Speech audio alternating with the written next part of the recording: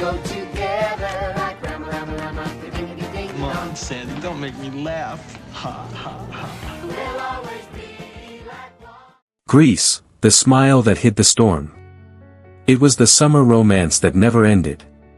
Slick hair. Tight skirts. Greased engines. Sexual tension. Grease wasn't just a movie. It was a movement, a technicolor fantasy of 1950s high school life, pumped full of music, rebellion, and young love that looked like forever. John Travolta. Olivia Newton-John. Stockard Channing. Jeff Conaway. They danced, they sang, they made us believe that growing up was fun, even when it hurt. We sang along. We wore the leather jackets. We tried to be cool. But behind the musical magic was something Hollywood never showed us. The wreckage. Because while Grease made the world smile, many of its brightest stars were suffering. Some in silence. Some in the open. Some until the very end. Jeff Conaway, charming, reckless Kenickie, was battling demons long before he pulled up in that T-Bird. Olivia Newton-John, the innocent Sandy, was hiding a lifelong war with illness behind her perfect voice and smile. Dennis Stewart, Craterface himself, died of a disease the world didn't even want to speak about in the 90s. And Annette Charles, the unforgettable Cha-Cha, left too soon after years of silence in the industry. So what happened to the cast of Grease when the cameras stopped rolling? Why did the joy disappear so quickly? Why did so many lights burn out, quietly, tragically, far away from the spotlight they once owned? This is not just a tribute. This is a reckoning. Because sometimes, the brightest films cast the darkest shadows. And this one?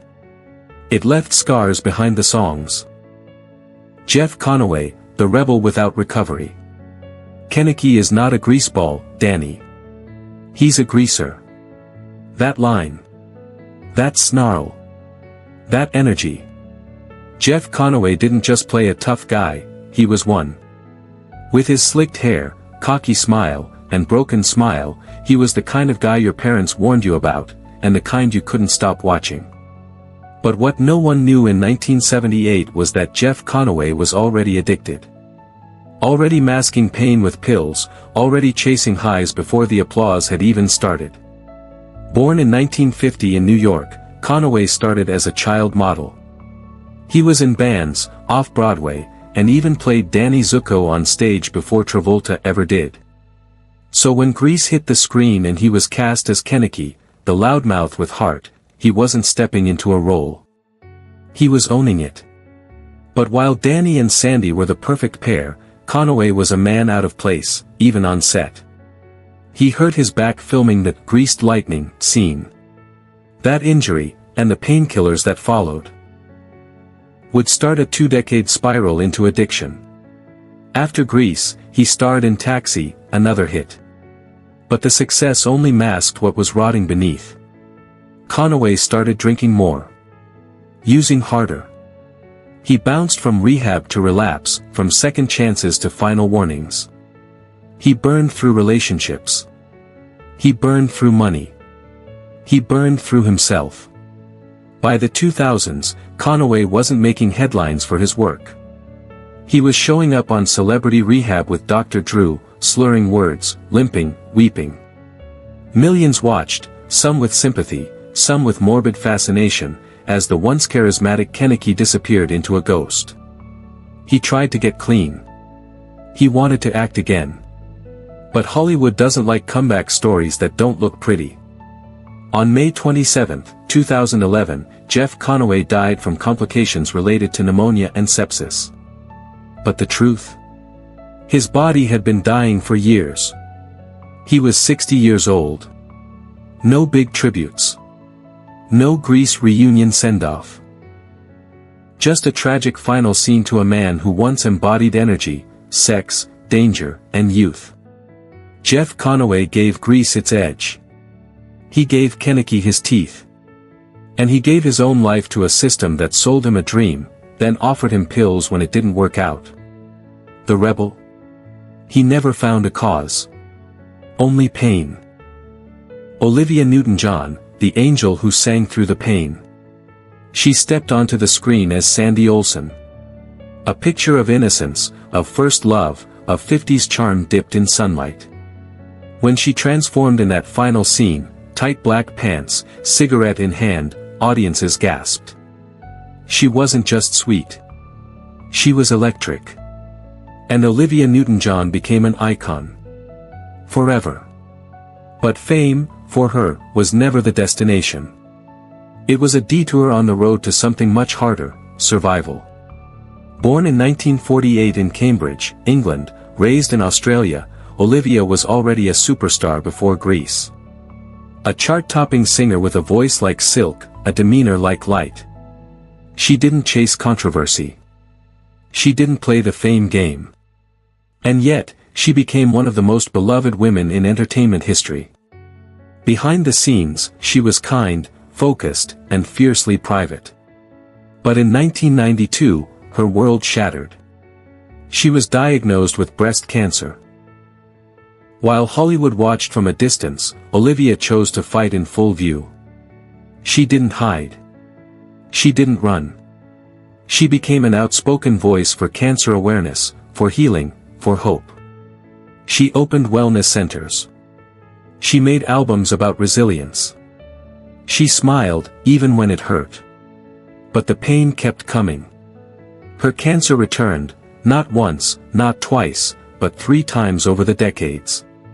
Her boyfriend Patrick McDermott mysteriously disappeared during a boating trip in 2005, a tragedy that haunted tabloids and her heart alike. And through it all, she kept singing. Kept performing. Kept inspiring. While others faded, Olivia glowed. Until she couldn't anymore. On August 8, 2022, Olivia Newton-John died at her ranch in Southern California. Age, 73. Cause, cancer that had spread to her spine. The world mourned. Tributes poured in.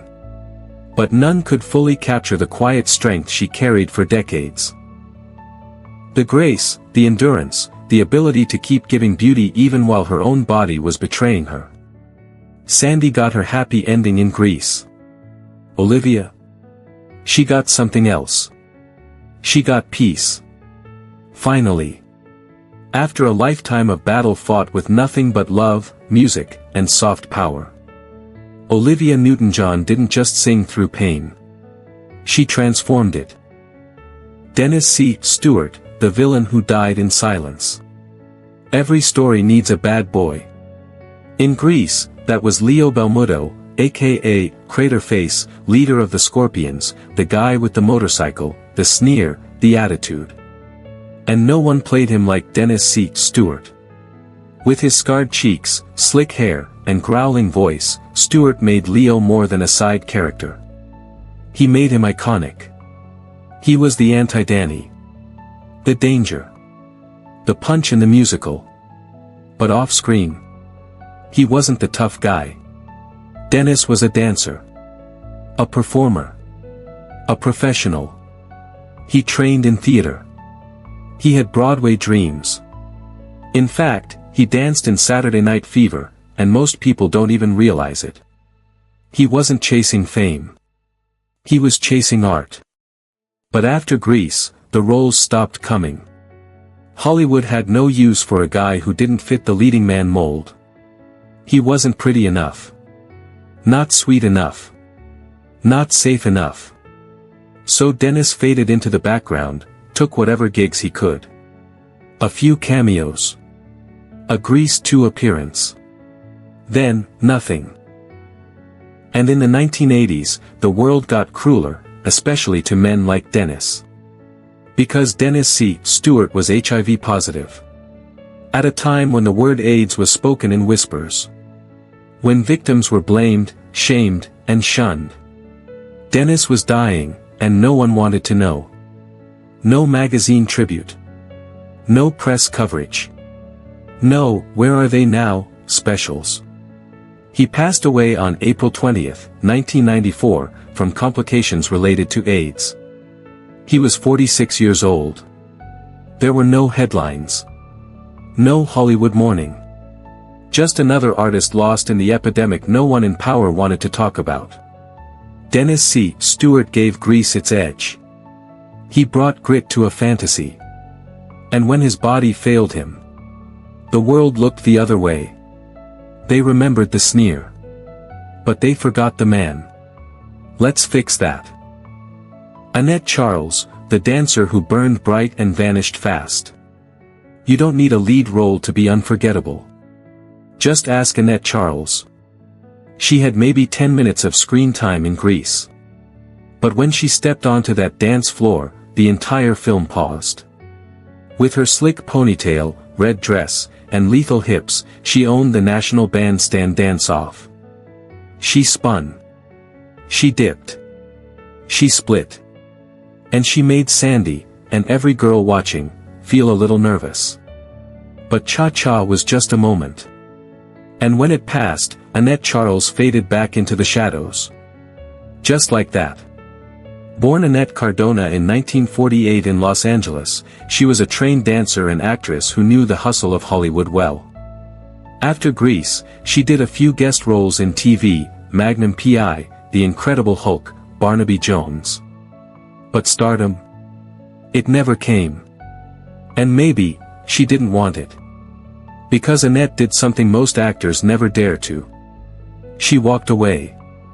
She went back to school. Earned a master's degree. Became a speech professor at California State University, Northridge. She taught communication. She taught confidence. She gave young people the tools to find their own voices. And no one ever expected that the woman grading their final papers was once the girl who outdanced John Travolta on a global stage. Then, in 2011, news broke. Annette Charles was sick. Stage 4 lung cancer, discovered too late, too far gone. She died on August 3, 2011, at the age of 63. She didn't live her life chasing cameras. She chased meaning. She didn't ride the Hollywood machine into the ground. She stepped off, and lived. But in the end, the world still remembered her, not for her resume, but for one electric scene, one perfect spin, one unforgettable smirk. Cha-Cha was the best dancer at St. Bernadette's. But Annette Charles? She was so much more. Grease promised us forever. Summer love. Sock hops. Thunder Road. It gave us a world where problems could be danced away. Where rebels had heart. And where every teenage mistake ended with a smile and a song. But behind the vinyl records and prom night choreography, there was pain. There were pills. There was cancer. Addiction. Silence. Candle Jeff Conaway, the rebel with a roar, destroyed by a system that handed him fame and handed him drugs. Candle Olivia Newton-John, the soft-spoken sweetheart who fought cancer with courage the world never truly understood. Candle Dennis C. Stewart, the forgotten villain, taken by an illness Hollywood was too ashamed to acknowledge. Candle Annette Charles, the best dancer at St. Bernadette's, who traded the spotlight for the classroom, and slipped away too soon. They were part of something timeless. But they weren't treated like they were. They were used, celebrated, then quietly forgotten, one by one. And that's the irony. Grease was supposed to be fun. And it still is. But now, when we hear, "You're the one that I want," we don't just sing along. We remember. We remember how fame can be cruel. How youth doesn't last. How even the brightest smiles can hide unbearable weight. This isn't just a movie anymore.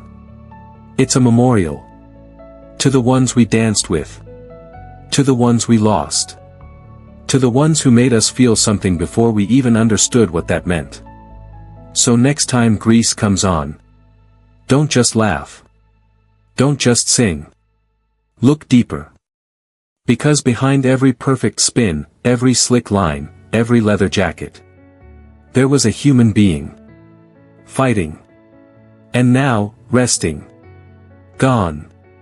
But unforgettable.